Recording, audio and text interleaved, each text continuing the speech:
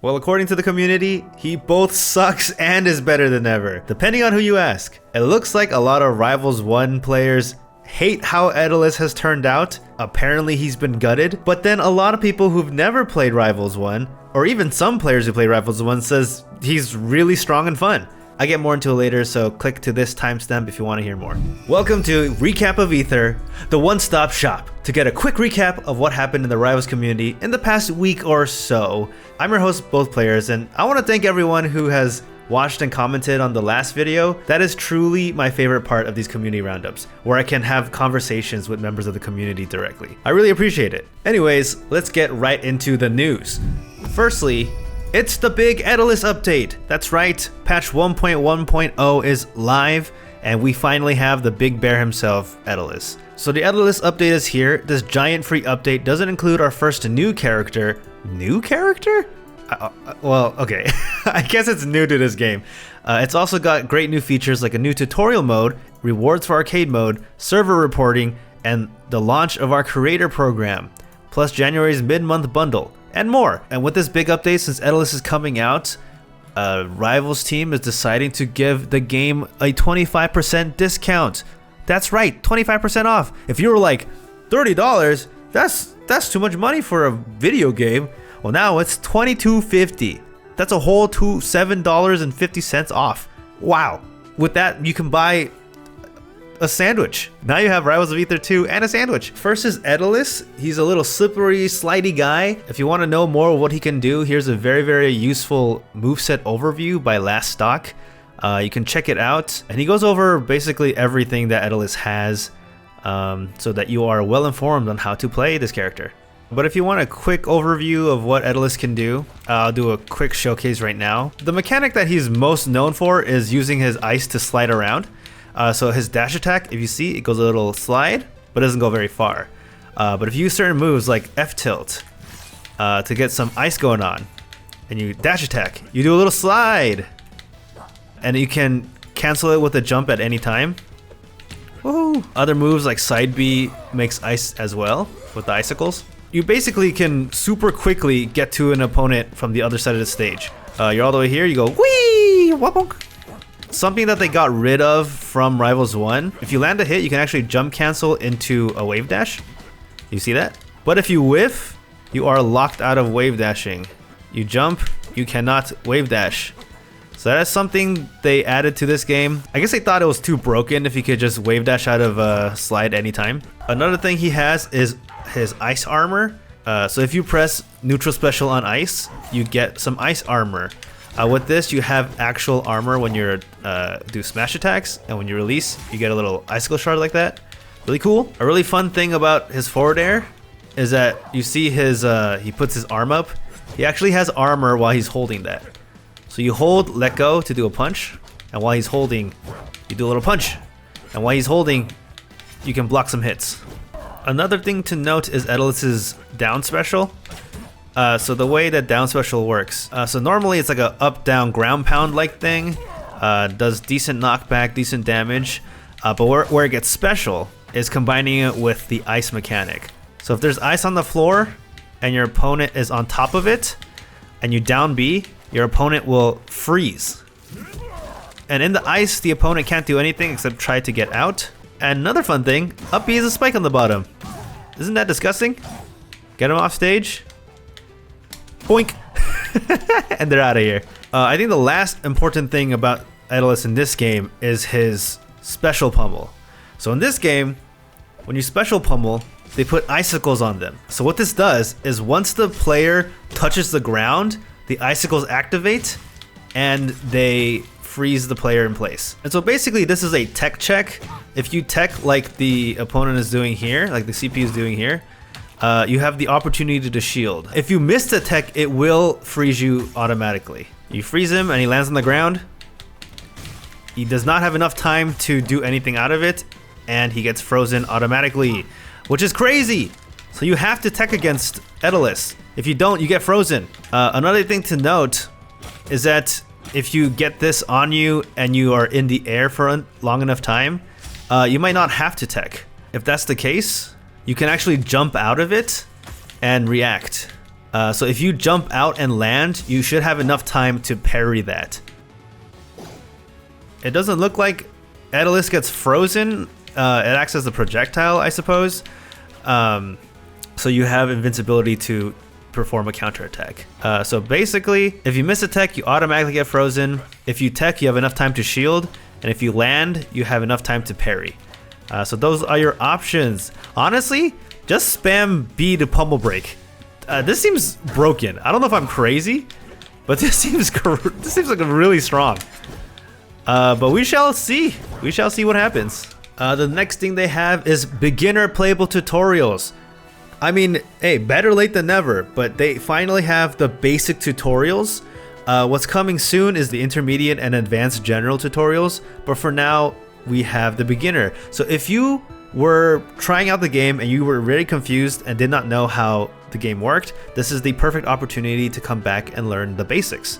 You can try it for yourself, but I just wanted to show off what the beginner tutorial looks like. So this is the beginner movement tutorial. It's Orby! Orby is canon!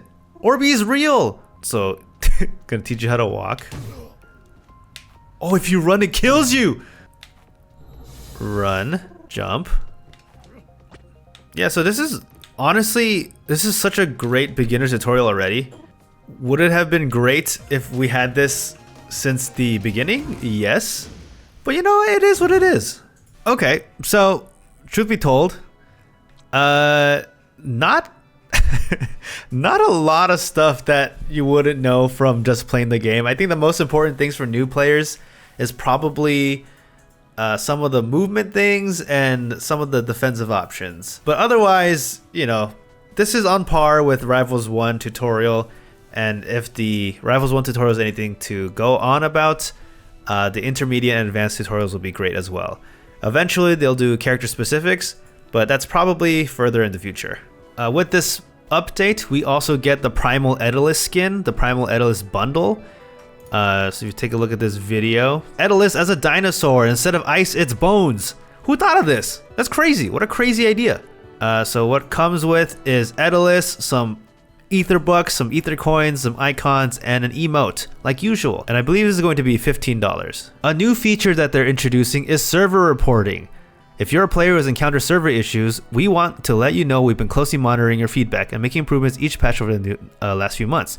If you're still having issues today, we're adding another tool, server reporting. So if you're playing on a server and it feels particularly rough, you can report the server to the devs, and because it's reported on your specific case, it'll be easier for them to see what's going on. The next big thing is that they're launching a creator program. Whoa! So it looks like in this program, we'll take a look here. So here they have some detailed information about the Rivals 2 creator program.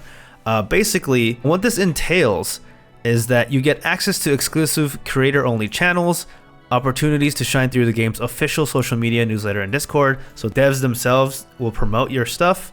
You'll get in-game rewards like giveaway keys. You get to have VIP reporting and dev access, which is an incredible thing to have, as well as a monthly Aether Bucks allotment, which is kind of sick, and early access to previews to patch notes, characters, and game modes. Oh, that's super awesome. And here is the nexus.gg page. I'll link this in a comment below if you want to join. One of the interesting things that this program has is this creator code. From what I understand, if you have a creator code, you're able to support your favorite Rivals of Aether creator by putting a code in every time you purchase something on the store, and your creator gets a little cut of it. It's kind of like a referral code. So fun fact, your boy applied and got in. Not so fun fact, I don't think I was supposed to, because if you look at the subscribers, I have less than 1,000. And I got into the Discord, and I'm not gonna leak anything, but as it turns out, they accidentally had the program auto-accept some people, and I think I was one of them. If you look at this Twitter thread, LP also joined the Rivals of Aether creator program, wisely saying that, heads up, the codes aren't live yet, and Rivals of Aether set the record straight. Some emails were sent out by accident a little fast, but they'll confirm things. So I think I was one of the people who were given the email a bit too fast. But hey, Once I hit 1,000 subscribers, I will belong there. The next thing is the arcade mode rewards. So before, arcade mode didn't do too much other than have another way to play in single player mode, but now players will earn 2,000 XP for completing a difficulty for the first time. So I believe in the arcade mode, there is easy, medium, and hard difficulty. So that means for each of those difficulties, you can get 2,000 EXP. Now I forget exactly the conversion rate of XP to levels. I'm not sure what 6,000 XP does, how many levels that gets you, but I think that is a great way to get a little bit more from the arcade mode. Another thing is that you can unlock the Abyss palettes for each character by completing hard mode with an abyssal medal. This is different from the Abyss skins, which you can only get from leveling your character to level 100, but again, another fun reward for playing the other modes. Something to note is that there's actually a bug, it seems, right now as of January 22nd. It looks like even if you beat the arcade mode right now, you won't be getting the palette, but in a hotfix, you will get it retroactively like Dan says right here. Seems like there's also a bug with the XP rewards. It should always be 2,000 XP extra, but some aren't rewarding correctly right now, and they're looking into it. And again, I believe that after they fix it, you will retroactively get these rewards. Next is Night Owl Fleet. This is the first of the 3 custom fleet skins that will be in the game. Now, Night Owl Fleet should be in the game right now for you to play. And I was saying this before, but Fleet deserves some love in the skin game. Another set of big news, Rivals of Aether 2 is actually going to be a part of EVO's extended lineup. EVO is the championship for fighting games, and for a long time, they did not have a Plat Fighter representative. It was Smash for a while until Nintendo was basically like, we don't want you to do tournaments anymore, so they kind of got rid of it. While it's not part of the main 8 arena games, which are these games right here, it'll be part of their extended lineup, which, to be fair, I actually don't really know what this means. I have to assume this means they won't have a Sunday top 8 finals, but it seems that they are still officially at the tournament where they will have trophies and other accolades. And finally, we have the patch notes, which is basically just reiterating everything that we just went over, including some bug fixes. But if you want to provide feedback on this latest patch, there is a new Nolt board. Here's a Nolt board for patch 1.1.0, and let's see what people are already talking about in this patch. The top suggestions, training mode like Uncle Punch. Oh yeah, this is something that was suggested in the previous Nolt, and this is something that Dan has agreed to do, but it is important to reiterate. A new stage selection, okay. Here's an idea for a new stage. I somehow haven't seen anything done in any other Plat Fighter that would probably be cool and want to shield more games. Oh, so a Splatoon Mahi Mahi Resort inspired stage concept. Oh, okay, so in a level where both players reach 2 stocks and maybe like 50 to 60% the stage layout changes. Oh, so interesting. Yeah, a stage that changes its layout based on how far into the game we are. I think this is an interesting concept where maybe it's more open to begin with and then it closes off to a smaller stage once the percentages are high enough or the stocks are low enough. Yeah, I think this would create an interesting scenario where at first camping is more viable, but as the stage gets smaller, that is something that is taken away. Yeah, maybe this layout isn't exactly what we go with, but I think that's a cool idea. Some notes about arcade mode. They want some more variety to arcade mode. Got a lot of upvotes there, as well as some issues with the difficulty with arcade mode. I know it sounds like a skill issue, and it's probably the case, but I personally don't like how the hard mode modifies the knockback I do to enemies and knockback that I received. I did not know that hard mode also made it a bit artificially hard by changing the values of the knockback.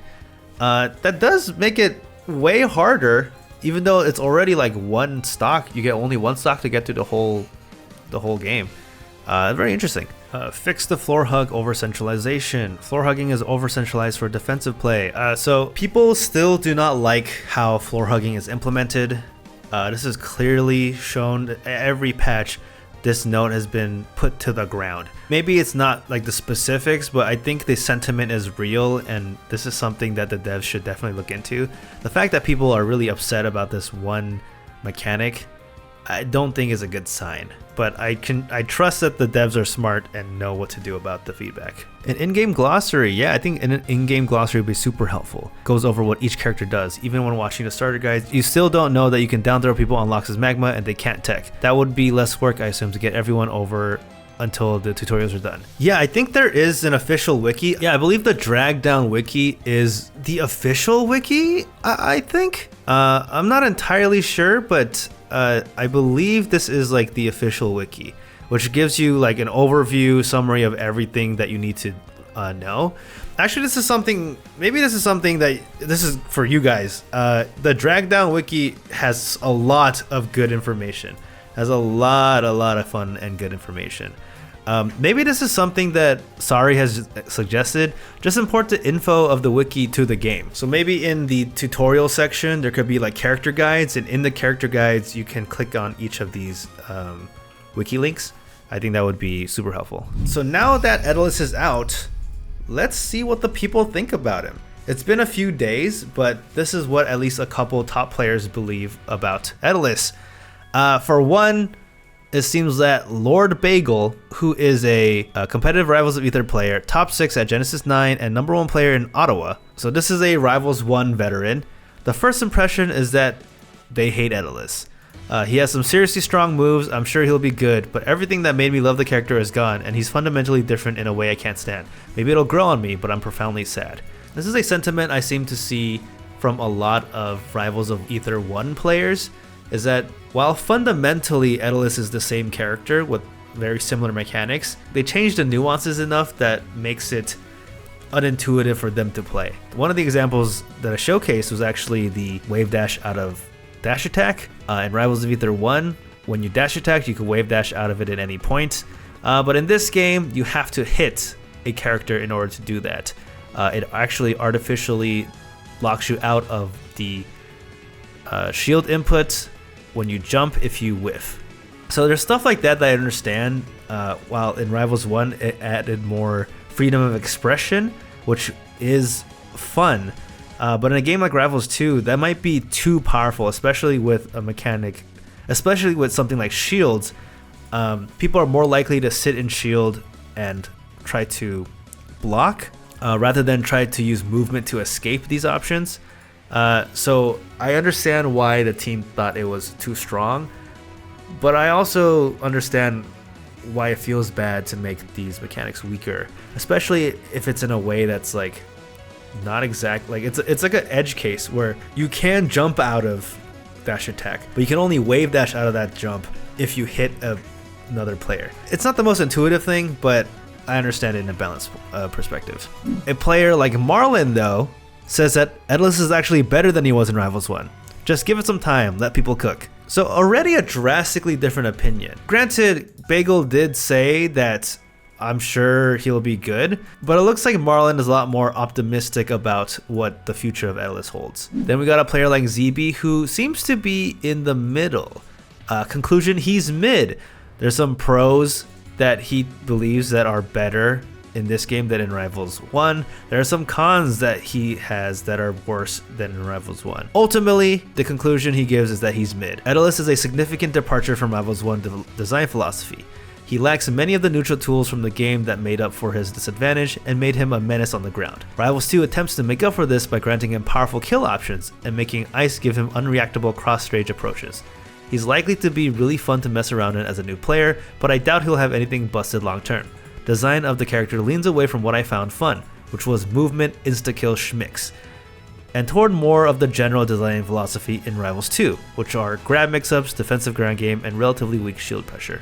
Despite the crazy graphic design, very thoughtful stuff from ZV. Lastly, from Lucius, I also feel like I saw this myself, but the Etalus patch is kind of hilarious to me because the majority of Rivals 1 players are talking about how much he sucks and isn't the same, and then everyone else is like, holy, this bear is so much fun, which I think seems to be the vibe. If you liked Etalus from Rivals 1, you might not like him anymore, but it seems like he still retains that momentum-based gameplay that he was so known for. A couple things from the Rivals of Aether team that we see from replies. Fishmonger asks, will we see character-specific tutorials again? I missed them from Rivals 1 since they taught you all about the wacky things your characters can do. The Rivals team responded, "We've got these in our internal roadmap. They're further in the future though than the intermediate and advanced tutorials that apply to general game knowledge." The other thing that they addressed is the question if there are any chance of potentially getting a combo challenge similar to Street Fighter. So they said we've got intermediate, advanced, and maybe character specific ones on our plate first.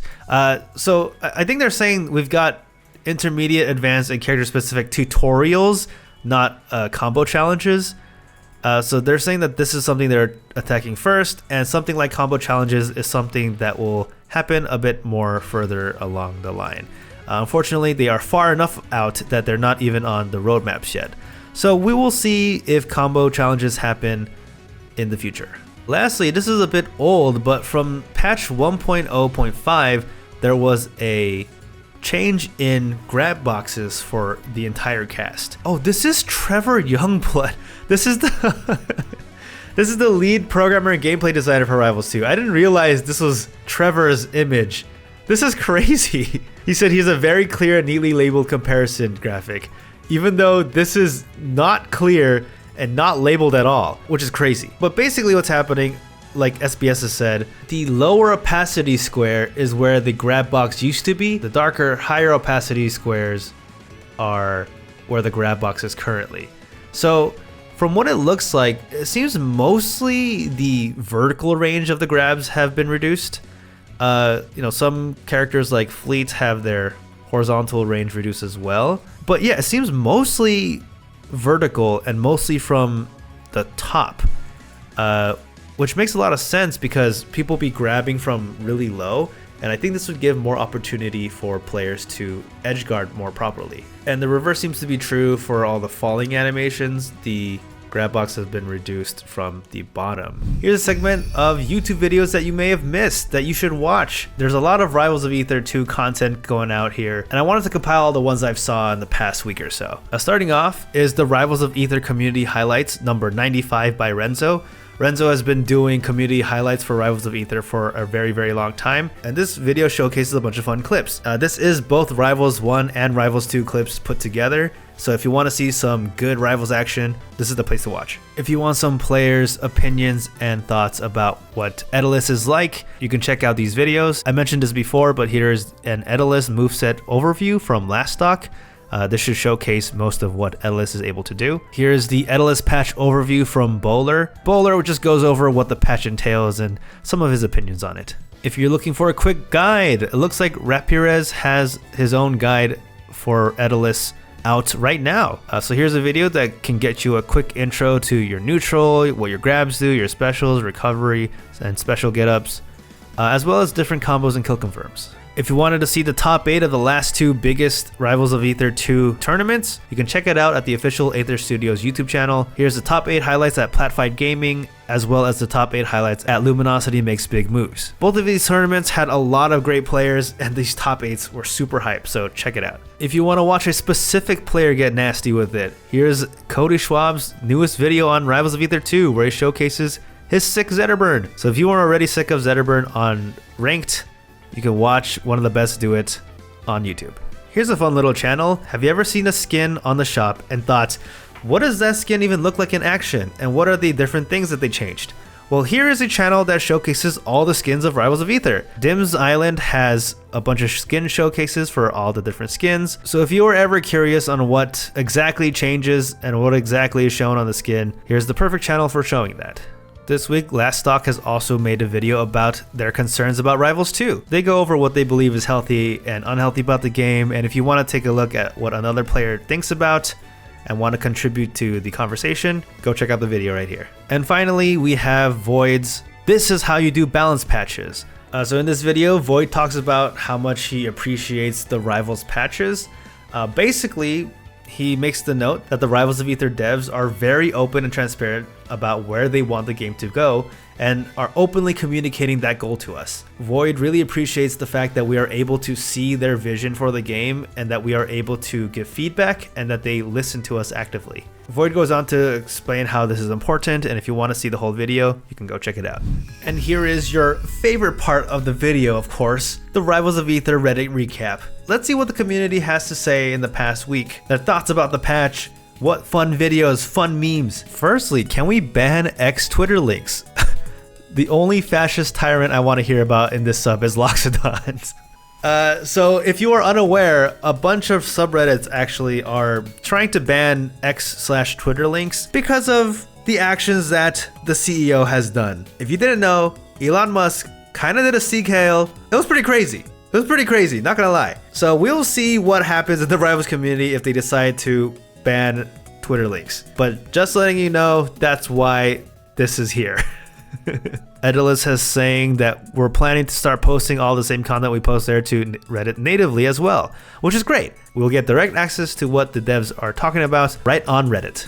Newcomer says goodbye. Hi guys, I just wanted to say I can't play the game today, so I'm saying goodbye. I really like it though, so I'll be on tomorrow.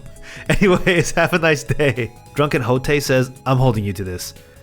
Bye. Welcome to the third dimension. This is my favorite post on a subreddit. Please do not hesitate to come back tomorrow. Yeah, that's awesome. Well, Cardboard Bones, goodbye. I hope to see you tomorrow. The last piece of the puzzle and why the game feels so frustrating at times. So this is something that Alltech has wrote about how frustrating the game feels. I already upvoted it because I wanted to see. Just to let you guys know, the reason why I upvote these things isn't necessarily because I agree with them, but just because I want to mark that I've seen it. As I'm sure you all know, this game can feel frustrating at times. Situations where it feels like the reward given wasn't anywhere near effort given. Cross-ups fail despite your opponent guessing incorrectly. Neutrals won through clearly unintentional clips. Floor hug and CC feeling annoying and overly centralizing to many, which is a symptom of the overall problem rather than floor hug CC being over centralizing mechanics themselves. I think all these problems stem from the general way the majority of moves are designed. Basically, moves are too all-covering and too non-situational. What causes this to be the case? It's a mix of overly egregious hitbox placements, deceptive hitbox sizes, and a lack of directional commitment. A common complaint is that moves are too unpunishable due to their lack of whiff lag, but their unpunishable nature actually stems from the fact that these are overly lenient hitboxes. Let me try to give some examples along with how I'd adjust the moves.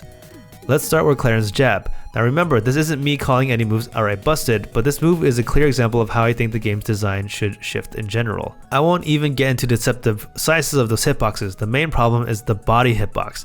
Most moves in the game has some kind of body hitbox regardless if the character is swinging with a disjointed weapon or clear directional intent, which I think is bad for the game. Here's how I adjust each move. Basically what he's saying is that there are hitboxes both on the sword here, which are big, as well as on the body. And they're saying that they'll adjust the hitbox to be right here in the arm instead of this giant circle on the body. Another example is Rano Bear, has hitboxes on all of the legs, and they're basically asking why is there hitbox on the front leg. This makes it a Nair and Bear combined into one instead of having a very specific direction that you should commit to.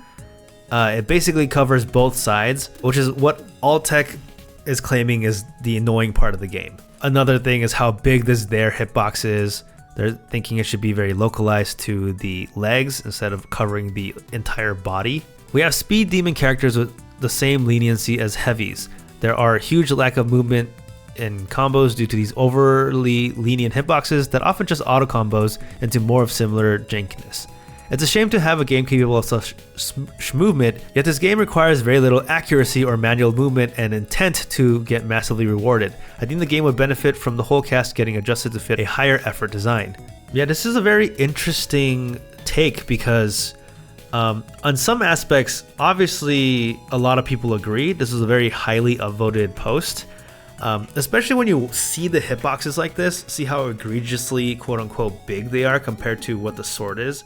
Like this hitbox being this big compared to the sword size feels like it should be bad. I think some things like this hitbox being here makes sense actually, because the way that the characters are when they overlap, if a character is inside Claren and Claren jabs and it misses because there's no hitbox there, I actually think that would also feel bad.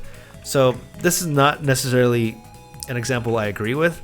But otherwise, I think I have to agree with the general sentiment. I think part of the frustration in this game is that a lot of moves are just really good.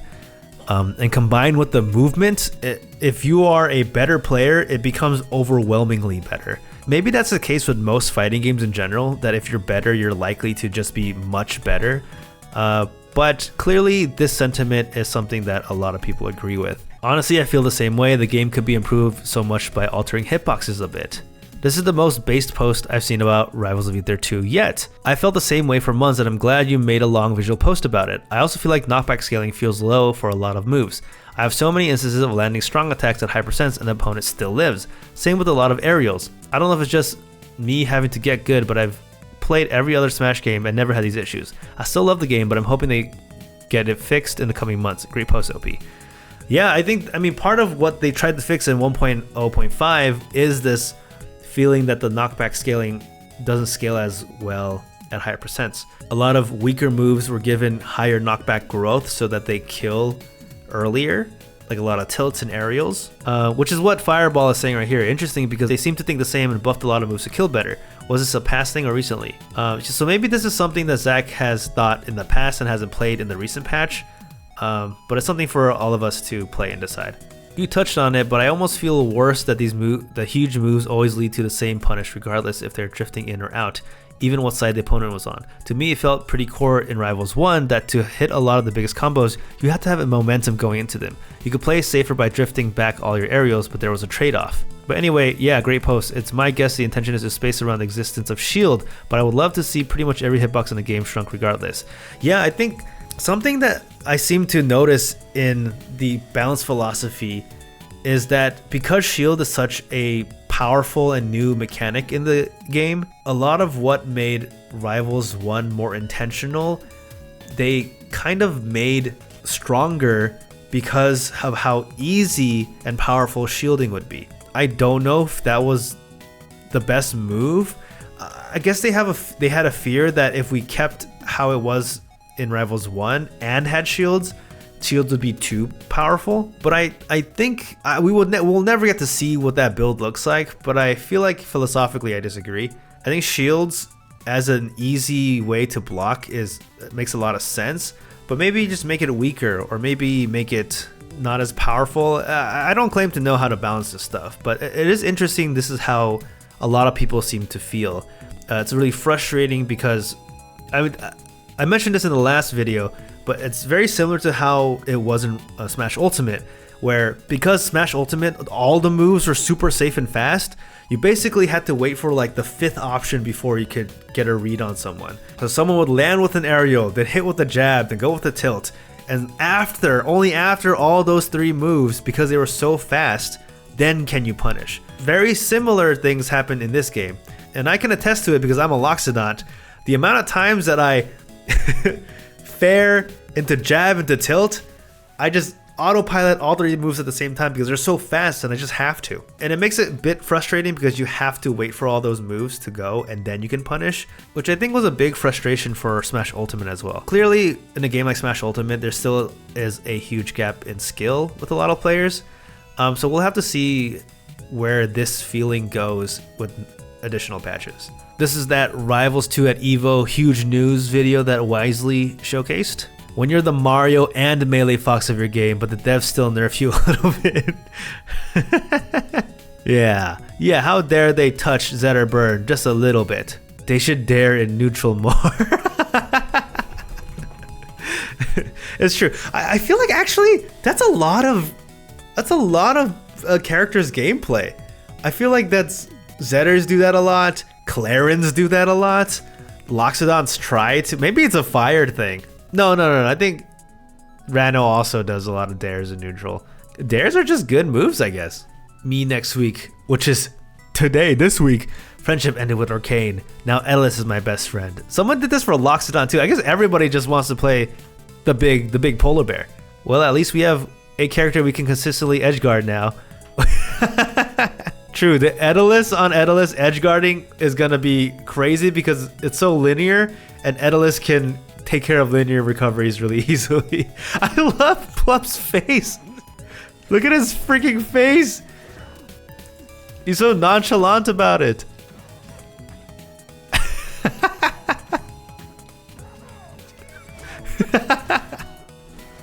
Oh my god, what a silly character. I gotta play Etalus. I seriously gotta play Etalus. The KO effect you choose should be for when you KO someone, not when you die yourself. Oh, wait. I didn't even think about it. Yeah, maybe. Agreed, we already have a cosmetic item for when you get KO'd, the respawn platform. True. You should make this suggestion on Nolt. I agree. Yeah, you like only see those effects like when you get scored on. Very interesting. I didn't even realize that this is something I wanted until I saw it.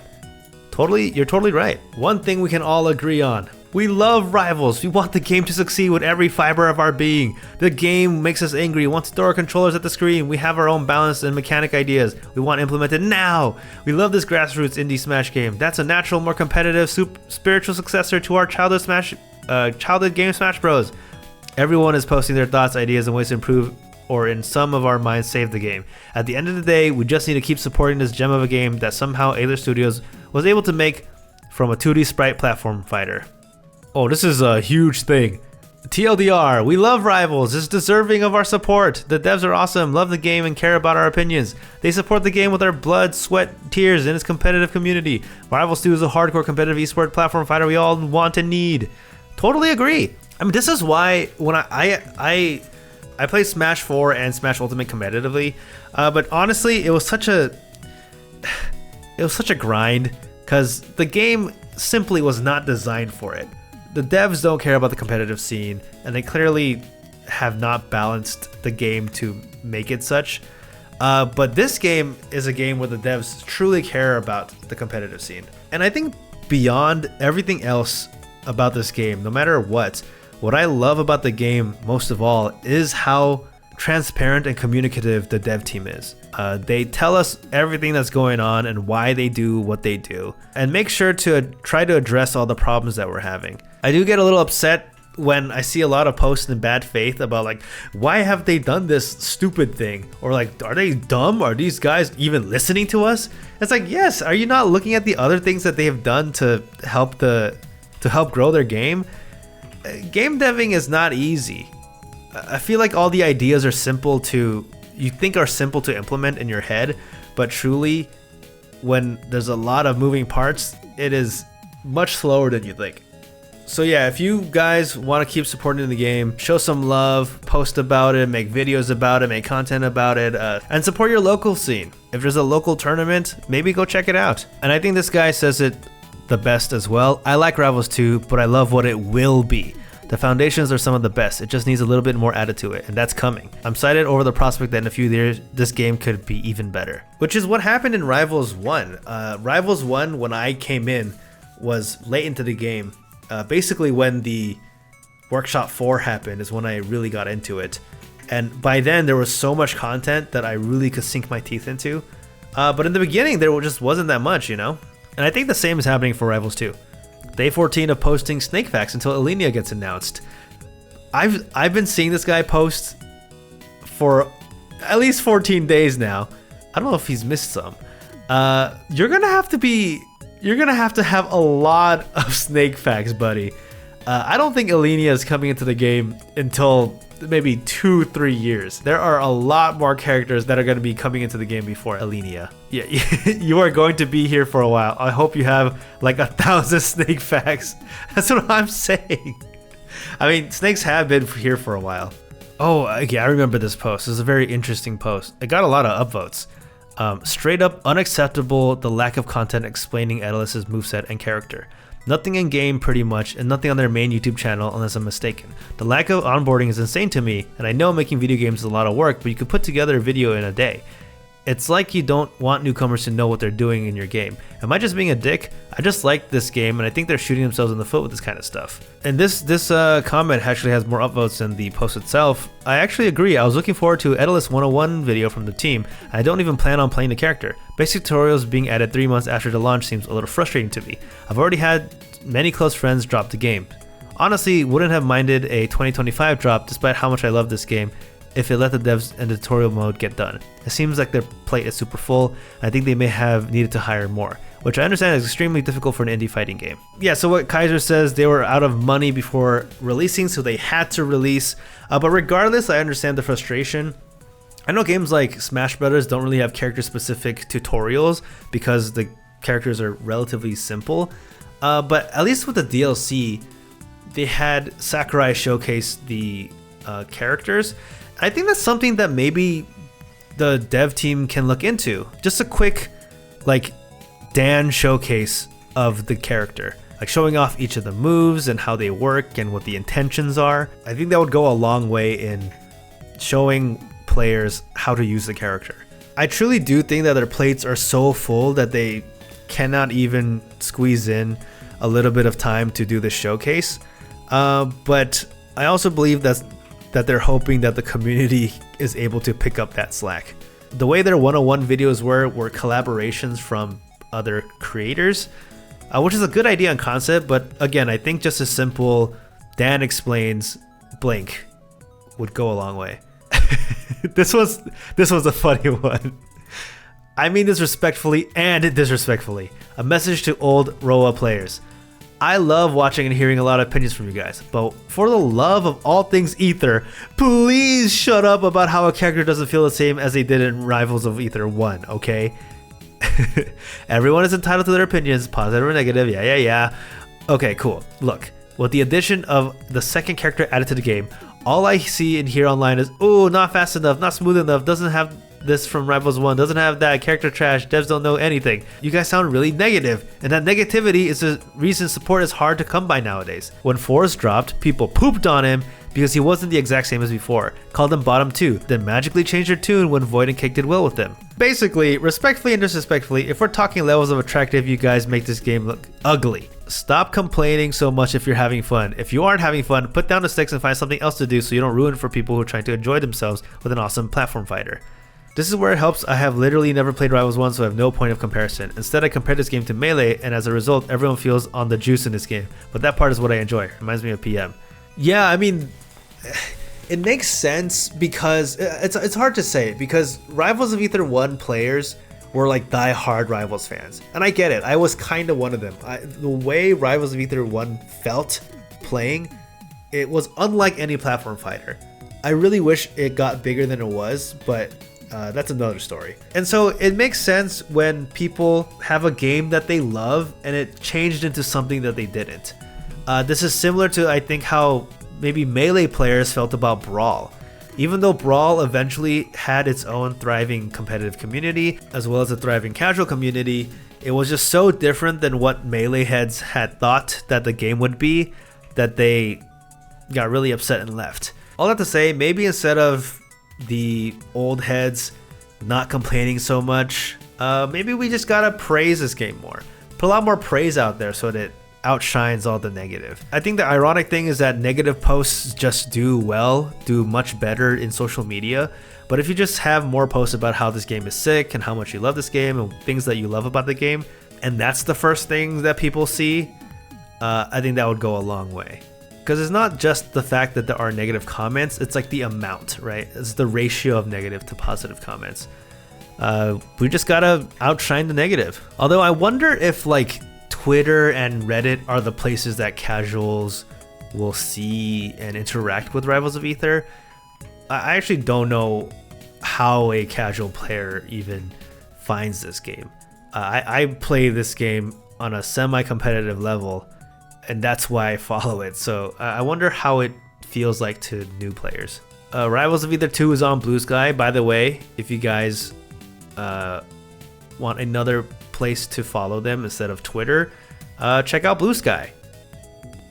Blue Sky, I think, has a better feed as well, so this might be the best way to get Rivals 2 information. Rivals 2 is not like Rivals 1 3D. You know, posts like these are really interesting because just like people who are complaining about Rivals 2 not being like Rivals 1, this is just another post complaining about people complaining. And truly, I think we gotta stop it. I think we gotta stop this train because it gets endless. Cause someone's like, I don't like this game, it's not like Rivals 1. Someone's like, stop complaining, it's not Rivals 1. And someone's like, hey, let me complain, stop complaining about my complaining. And someone's like, well, let me complain about you complaining about me complaining. It never ends. It never ends. I think we just gotta let people complain and don't engage if you don't agree, and then make your own post about how much you like the game. All right, you really can't combat complaining with another kind of complaining. I think that's where people have it wrong. Again, everyone has a right to complain, and you can complain about complaining, blah, blah, blah, blah, blah. But I think to be more productive, just ignore it, right? Just ignore it. If you want, downvote it so you don't see it. But at the end of the day, let's be more actively positive if you want to see positive in the community. Ooh, someone made a custom mod for Raster, Captain Falcon mod. Dude, the modding scene in this game is going to be freaking crazy. There are a lot more posts on the subreddit, but I think that is all the time I have for today. Like I said in the last video, if this is something that you guys enjoy, please consider subscribing. It means a lot to me. I got a bunch of you guys to subscribe last video, and I greatly appreciate it. So I'm gonna be at Genesis in 3 weeks. So hey, if you hear me talk and you're like, wait, you kind of sound like both players. In fact, that's what you put as your tag in the game. I'll be like, yep, that's me. Say hi. Thanks again for watching. I'm gonna try to make this a bit more consistent. Maybe consistently bi-weekly, maybe weekly. We shall see. But anyway, thank you guys, and I'll see you guys next time. Bye-bye.